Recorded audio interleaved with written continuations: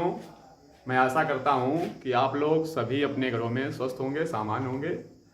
जैसा कि पहले जानते हैं कि इस वैश्विक महामारी कोरोना वायरस कारण ऑफलाइन पढ़ाई संभव नहीं हो पा रही है, इसलिए हम ऑनलाइन की मदद से कुछ टॉपिक आपको बताते हैं क्लास 10th के साइंस के लिए। बात करते हैं फिजिक्स में। तो सबसे पहले बात करते हैं सिलेबस की। तो फिजिक्स का सिलेबस है वो 2 पार्टों में डिवाइड किया गया है। जो पहला पार्ट आपका है वो लाइट अर्थात प्रकाश, और जो दूसरा पार्ट है वो आपका है इलेक्ट्रिक। इस इलेक्ट्रिसिटी को 2 पार्ट में जोड़ा गया है, एक तो इलेक्ट्रोस्टैटिक और इसी के साथ में मैग्नेटिज्म।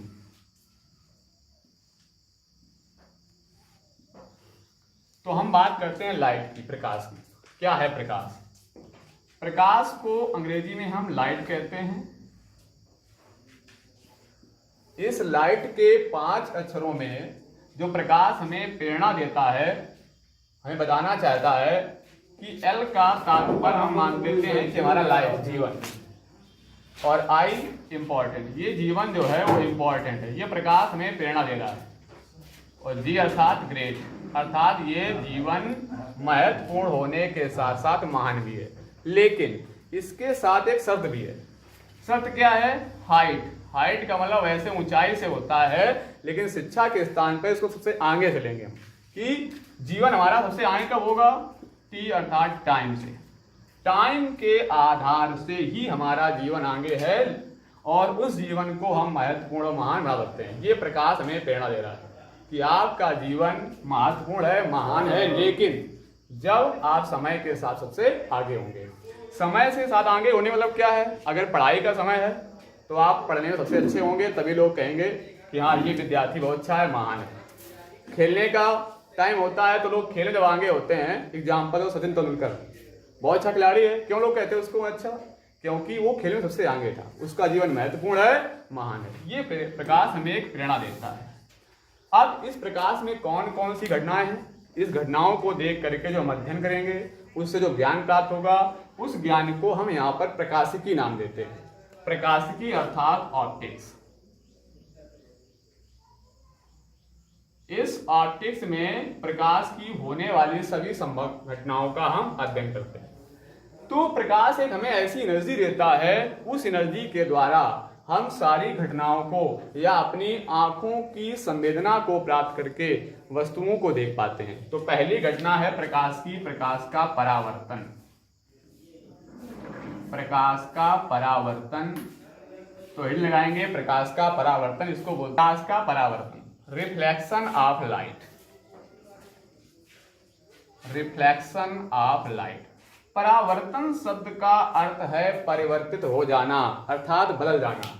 तो बात करते हैं क्या है परावर्तन।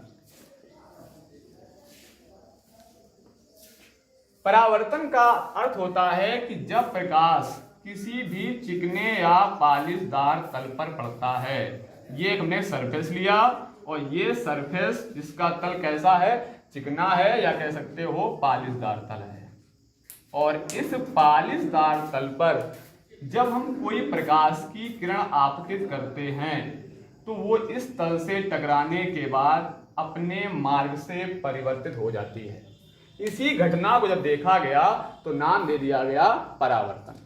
इस तल पर एक हम लंब डाल देते हैं तल की ओर, इसको अभिलंब कहा जाता है, और अंग्रेजी में इसको हम नॉर्मल कह देते हैं।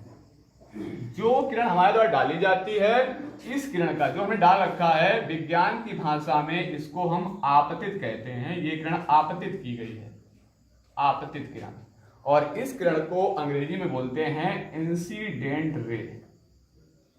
ये किरण हमने आपतित की, ये किरण टकराने से निकल जाती है, टकराने के बाद जो परिवर्तित हो गई है, बदल गई है अपने रास्ते से, इस किरण का नाम होता है परावर्तित किरण। इस किरण को हम अंग्रेजी में कहते हैं रिफ्लेक्टेड रे। अब ये जब भी कोई किरण किसी तल में मिलती है तो दूसरी किरण के साथ एक कोण बनाती है, यानी इस अभिलंब के साथ ये किरण एक कोण बना रही है यहाँ पर। अब कौन सी किरण बना रही है? आपतित किरण। किसके साथ बना रही है? अभिलंब के साथ। तो आपतित किरण इस अभिलंब के साथ जो कोण बनाती है, इस कोण का नाम देते हैं हम आपतन कोण, क्योंकि ये किरण कौन सी है? आपतित किरण। इस कोण को अंग्रेजी में बोलते हैं इंसिडेंट एंगल, इसलिए इसको आई से डिनोट किया जाता है, इंसिडेंट एंगल होने के कारण। ये किरण जो है ये भी अभिलंब के साथ एक किरण आ रही है। ये जो कोण बनेगा, कौन सी किरण बना रही है? परावर्तित किरण। किसके साथ बना रही है? अभिलंब के साथ। तो परावर्तित किरण अभिलंब के साथ जो कोण बन रहा है, उस कोण को हम बोलते हैं परावर्तन कोण। और इस परावर्तन कोण को हम अंग्रेजी में कहते हैं रिफ्लेक्शन एंगल, इसलिए इसको यहां पर आर लिख देते हैं। तो ये बात होगी बच्चों परावर्तन की, कि जब प्रकाश किसी केंद्र पर पड़ेगा, सरफेस से टकराएगा, टकराने के बाद लौटेगा, इस पूरी घटना का नाम देते हैं प्रकाश का परावर्तन। ऐसा हो सकते हो कि मान लीजिए घर में हम हैं और एक हमने शीशा ले लिया, मिरर, उसका तल चिकना होता है, और किसी टार्च के माध्यम से एक कॉर्नर पर हम खड़े हो गए। मान लीजिए यहां देख रहे हैं इस चीज को कि ये हमने एक मिरर लिया और इस मिरर को किसी दीवार में सेट कर दिया, और यहां इस कॉर्नर पर हम खड़े जाते हैं। इस कॉर्नर पर अपना एक साथी खड़ा कर लेते हैं। अब क्या करते हैं, यहां से टार्च लेकर के ये प्रकाश यहां आपतित करते हैं इस शीशे पर। सपोज करो अगर शीशा ना होता तो प्रकाश यही दीवार पर ही फोकस करता, लेकिन शीशा होने के कारण क्या हो रहा है, ये किरणें रिफ्लेक्ट होकर के इस प्रकार से इस कॉर्नर पर आ रही होंगी। बहुत सारी किरणें ऐसे जो दर्पण पर नहीं पहुंच पा रही होंगी, उनका परावर्तन संभव नहीं होगा। जो किरणें इस मिरर पर पहुंचेंगी वही परावर्तन होने के बाद यहां दिखाई पड़ेंगी, यानी यहां जो प्रकाश निकला था वो इस दर्पण से परावर्तित होकर के यहां दिख रहा है। यानी ये घटना क्या है? प्रकाश का परावर्तन। इसको आप एग्जाम्पल तौर पर घर में प्रैक्टिस कर सकते हैं कि किरण डालें ऐसे लाइट रेज, देखें इसका, या हम सामने खड़े हो जाएं शीशे के और फिर प्रकाश डालें तो वापस आता प्रकाश। तो ये घटना क्या है? प्रकाश का परावर्तन। तो क्या देखा हमने कि जब किसी चिकने या पालिशदार तल पर प्रकाश आपतित होता है तो उसका अधिकांशतः भाग टकरा करके वापस लौट जाता है। अधिकांशतः का मतलब है आधे से अधिक भाग। कुछ भाग उस तल द्वारा अवशोषित कर लिया जाता है, बाकी शेष भाग परावर्तित होकर के लौट जाता है। इस घटना को हम प्रकाश का परावर्तन कहते हैं। परिभाषा बन गई कि जब प्रकाश किसी चिकने या पालिशदार तल पर आपतित होता है तो उसका अधिकांशतः भाग टकराकर वापस लौट जाता है। इस घटना को परावर्तन कहते हैं। ये परिभाषा लिखनी है, ये फिगर आपको बना के तैयार करना है। ये बात हो गई परावर्तन की। अब परावर्तन कब होता है उसके कुछ नियम हैं, तो हम बोलते हैं परावर्तन के नियम। अगली हेडिंग होती है हमारी परावर्तन के नियम, लॉ ऑफ रिफ्लेक्शन। यहां हम नियम को लॉ लिख देते हैं क्योंकि कुछ नियम ऐसे होते हैं जो चेंज नहीं होते हैं, तो लिख देते हैं लॉ ऑफ रिफ्लेक्शन। तो यहां पर बच्चों परावर्तन के दो नियम होते हैं। इन दोनों नियमों के द्वारा ही परावर्तन संभव होता है।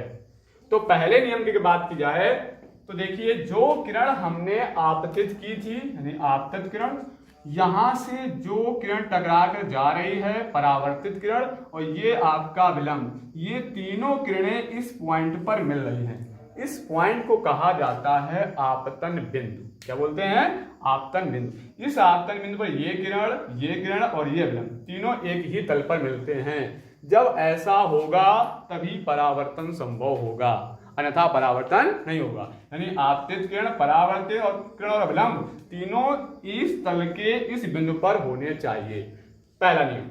दूसरा नियम क्या कहता है? जितने एंगल बना करके इस विलंब से आप किरण डालोगे उतने ही एंगल से ये किरण टकरा करके वापस लौटेगी। एग्जाम्पल तौर पर अगर ये 30 अंश से किरण डाली जा रही है तो ये 30 अंश से ही टकरा करके वापस लौटेगी। तात्पर्य ये हुआ कि ये दोनों एंगल कैसे होंगे? बराबर होंगे। यानी आपतन कोण और परावर्तन कोण सदैव आपस में बराबर होते हैं, अर्थात कोण I बराबर कोण R होगा। ये दो नियम परावर्तन के हुए। पहला नियम क्या हुआ? आपतित किरण, परावर्तित किरण, अभिलंब इस आपतन बिंदु पर तीनों एक ही तल पर होंगे। दूसरा नियम, ये आपतन कोण और ये परावर्तन कोण सदैव आपस में कैसे होंगे? बराबर होंगे। दो नियम समझाए। ये बात थी परावर्तन की। अब परावर्तन करने के लिए हम दर्पणों का यूज करते हैं, तो आगे हम दर्पण पढ़ेंगे। दर्पण दो प्रकार के होते हैं आपके, दर्पण दो प्रकार के होते हैं। एक आपका होता है समतल दर्पण और दूसरा आपका होता है गोली दर्पण। दर्पण जो समतल दर्पण है बहुत ही सादा दर्पण है, सबने देखा है, सबके घरों में होता है। जो हम नॉर्मली शीशा यूज करते हैं वो हमारा समतल दर्पण, इसका तल कैसा होता है, समान। बात की जाएगी यहाँ पर गोली दर्पण की। गोली दर्पण को पुनः दो भागों में डिवाइड किया गया है। पहले जानते हैं गोली दर्पण होता क्या है। तो गोली दर्पण एक कांच का खोखला गोला होता है और इस गोले में क्या किया जाता है, कोई भी दर्पण हो, चाहे वो समतल दर्पण हो चाहे गोली दर्पण हो, जब दर्पण बनाया जाता है तो उसके दो कांच में सरफेस होते हैं, एक ये सिरा होता है, एक ये पीछे वाला। अब एक सरफेस को प्लेन रखा जाता है और दूसरे वाले सरफेस पर कलई पारे की या उस पर पेंट कर दिया जाता है। अगर आप ऐसा नहीं करते हो तो फिर वो पारदर्शी हो जाएगा, पारदर्शी होने के कारण प्रतिबिंब नहीं बना पाएगा। तो दर्पण बनाने के लिए एक सरफेस को पारे की कलई या लाल पेंट ऑक्साइड से उसको लेप कर दिया जाता है और एक तल को प्लेन रखा जाता है ताकि एक तल से क्या हो जाए, परावर्तन संभव हो सके। तो जब गोली दर्पण बनाया जाता है तो एक पृष्ठ पर उस पर पारे की कलई की जाती है अथवा लाल पेंट ऑक्साइड का लेप चढ़ाया जाता है और दूसरा जो तल होता है उसको प्लेन रखा जाता है परावर्तक, ताकि इससे परावर्तन हो जाए। अब इस गोली दर्पण को दो भागों में डिवाइड किया गया। तो पहला भाग उत्तल दर्पण था और दूसरा दर्पण आपका अवतल दर्पण था। इसको अंग्रेजी में प्लेन मिरर कहते हैं, इसको स्फेरिकल मिरर कहते हैं और ये जो उत्तल दर्पण है इसको हम कॉन्वेक्स मिरर कहते हैं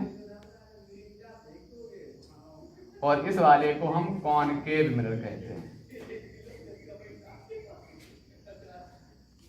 तो अब बात करते हैं हम उत्तल दर्पण की। उत्तल दर्पण कैसा होता है। तो दर्पण के जो दो भाग थे उत्तल और अवतल, उनमें से जो पहले भाग की हम बात कर रहे हैं उत्तल दर्पण की। उत्तल दर्पण अर्थात कॉन्वेक्स मिरर। तो कॉन्वेक्स मिरर गोली दर्पण, गोली भाग होना चाहिए कुछ ऐसा। अब इसके दो सरफेस हैं, एक ये सरफेस है, एक ये सरफेस है। अब एक सरफेस को आपको पारे की कलई या लाल पेंट ऑक्साइड को ले चढ़ा देना है और एक सरफेस को प्लेन रखा है। तो जो इसका उभरा हुआ भाग होता है उसका नाम है उत्तल, जिसका तल उठा हुआ हो, उभरा हुआ हो, वो आपको प्लेन रखना है। यानी इस दर्पण के इस धसे हुए वाले तल पर आपको पेंट कर देनी है, यानी ये सिरा आप पेंट करके रखोगे और इस वाला जो इधर वाला तल है ये प्लेन रखना है। तो इससे क्या होगा, परावर्तन, चूंकि चिकना होगा, किरणें आएंगी टकरा के लौटेंगी। तो इस तल को हम कह देते हैं परावर्तक तल और इस वाले तल को हम बोल देते हैं पेंट किया हुआ या पेंट ऑक्साइड चढ़ा हुआ तल। तो ऐसा दर्पण जिसका उभरा हुआ तल कैसा है, परावर्तक तल। तो दूसरा ऑटोमेटिक जान जाएंगे इसका कैसा भाग होगा, ये पेंट किया हुआ होगा। अब बात करते हैं दूसरे दर्पण की, अवतल दर्पण की, जिसको हम बोलते हैं कॉनकेव मिरर। इसमें क्या होगा, जस्ट इसका अपोजिट, यानी इसमें हमने उभरा हुआ तल रखा बड़ा तल, अब थी धसा हुआ आपकी बात, यानी अवतल जिसका तल कैसा हुआ हो, धसा हुआ हो। यानी कुछ ये देखिए ऐसे, ये वाला ये जो तल है ये कैसा है, धसा हुआ है, इसका ये उभरा हुआ था, इसको प्लेन रखा था, अब की बार इसको प्लेन रखेंगे। तो इधर क्या करना पड़ेगा, इधर हमको पेंट या पारे की कलाई करनी होगी। इधर आपने पेंट कर दी तो ये तल कैसा, प्लेन रहा, तो इससे क्या होगा, परावर्तन हो जाएगा, तो ये तल परावर्तक। तो ऐसा दर्पण जिसका भीतरी तल कह सकते हो या धसा हुआ तल कैसा होता है, परावर्तक तल होता है। तो दोनों में क्या अंतर देखा, इसका उभरा हुआ तल परावर्तक तल और इसका धसा हुआ तल परावर्तक तल होता है। ये बात हो गई उत्तल दर्पण और अवतल दर्पण। अब इन दर्पणों में बहुत सारे पॉइंट होते हैं, वो हमें एक एक सीखेंगे। लेकिन आज के लिए इतना ही आपके लिए, इसको तैयार कर लीजिए, कल का टॉपिक आगे बताएंगे। सबको तैयार करना इसको है लिख करके, कोई प्रॉब्लम होती है तो कमेंट में करें, दोबारा इसको रिवाइज किया जाएगा।